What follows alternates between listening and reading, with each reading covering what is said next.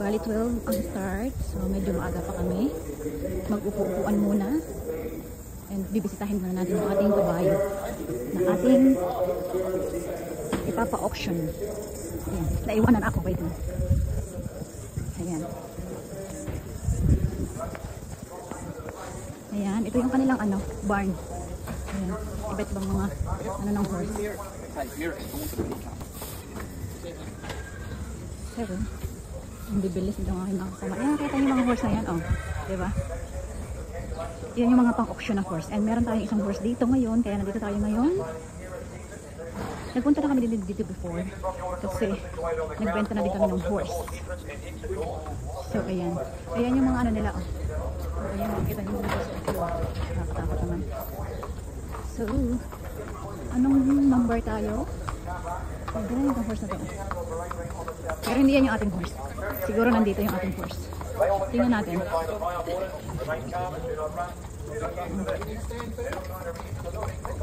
Ayan.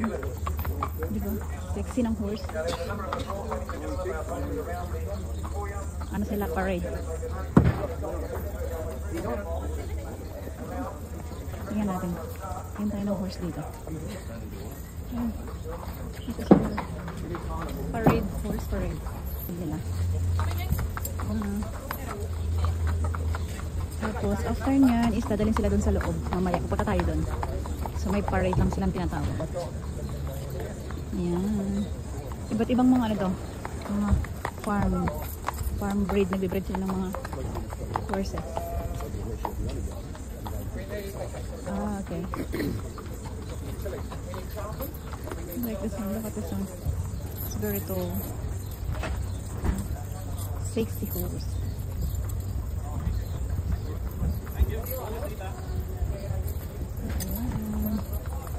Diba? Ang tatangkad nila. How old is this horse? Like 1 year old? 1 year old. Ayan, mga 1 year old pala itong mga horse na to. Meron din kami dating pero nag-retire na yun yung aming magaling na horse na pang race. Ito mga pang kasi itong ating kasama is meron silang nag-breed ng horse na pang racing. So meron pa, kaya nga nandito tayo ngayon is mag-sale tayo. Meron tayo sa sale. Ayan. Ayan yung mga pintuan niya. Oh. Every ayan, madami yan sila. Ayan. May mga sila, kanya-kanya silang lagayan.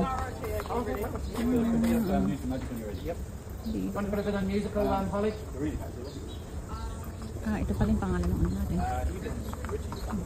Bright Hill Farm. Ayan, yun ang pangalan ng ating nag-breed ng horse.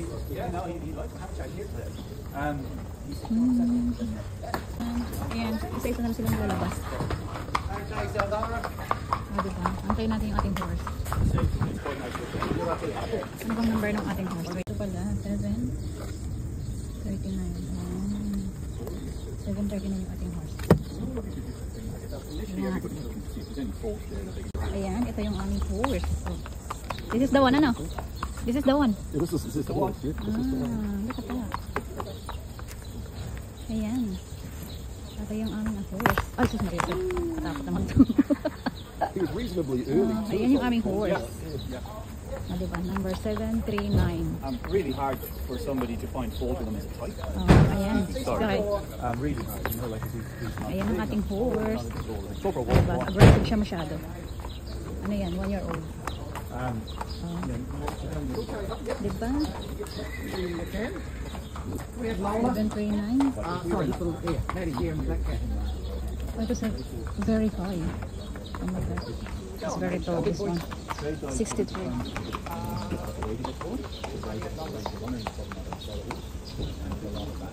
Ayan. Super ganda niya. Ayan, tingnan nyo naman.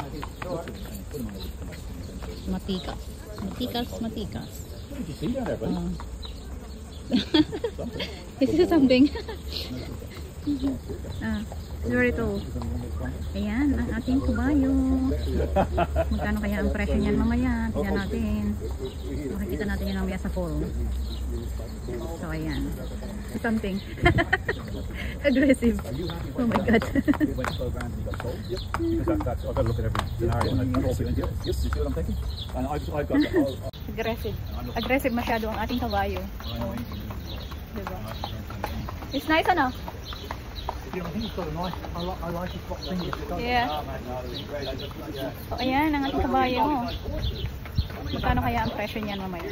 Kasi dati yung binenta namin last year. Anong last year? Ano siya? 19,000. So, tingnan natin ngayon to kung magkano to. Diba? Papasok na siya. Ando na siya sa loob. Bye-bye. Ito iba empty. Siguro nabenta na tong mga to. Nabenta na tong mga to. Iba mga empty. So, punta tayo dyan. Ito ating kasama is ayan, ito empty na rin. So, 12 o'clock yung ano natin. Auction. Auction time, 12. So, antayin natin ng 12. 30 minutes to go. And, punta naman tayo dito. Ayan, ito na yung ano, area kung saan dyan mag-auction sa loob. So, mamaya papasok tayo dyan sa loob. Pero for now, dito muna tayo. Ayan. Kasi dito na nila dinadala yung horse bago nila dalhin sa loob. Queuing up. Ayan, dyan. Dyan nila. Ayan, diba? Tapos nadali nila dyan sa loob. Doon sa loob. Pasok tayo dyan mamaya. Ito yung kanilang ano, parade for the auction. So, number 633 na ngayon.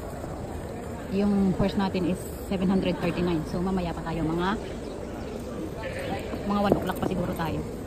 So, ayan. Bago nila yan dalhin sa loob is pinaparade muna dito sa labas para makikita ng mga buyers. So, 5 minutes parade tapos dalhin nila sa loob.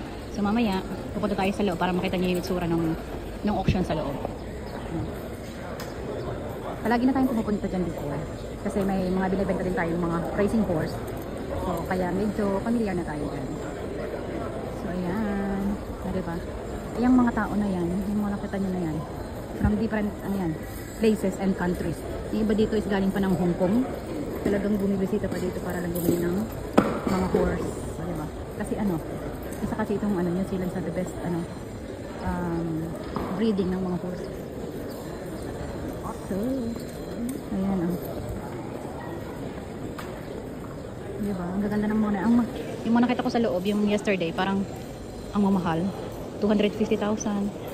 Siguro yung mga top horses talaga. So, diba? Daming tao. Mas madaming pa yan mamaya. Kasi itong na to, parang 1 week yata to. Itong auction. Tumatagal siya ng 1 week kasi sobrang dami ng mga horse.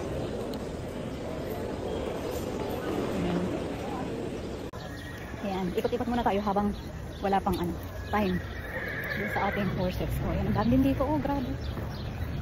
Hihili ko lang talaga. Ikot-ikot muna tayo kasi may nakita ko dito mga dito sa harap. Nakita ko yung mga garden. Alam mo naman, mahilig tayo sa garden. Ayan. Kuha na natin ng videos. Tayo doon. Balik ako mamaya kasi mga kasama ko sa loob.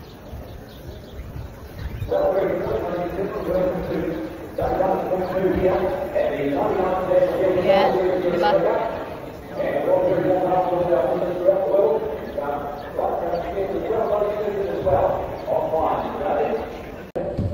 Ayan, kapit tayo.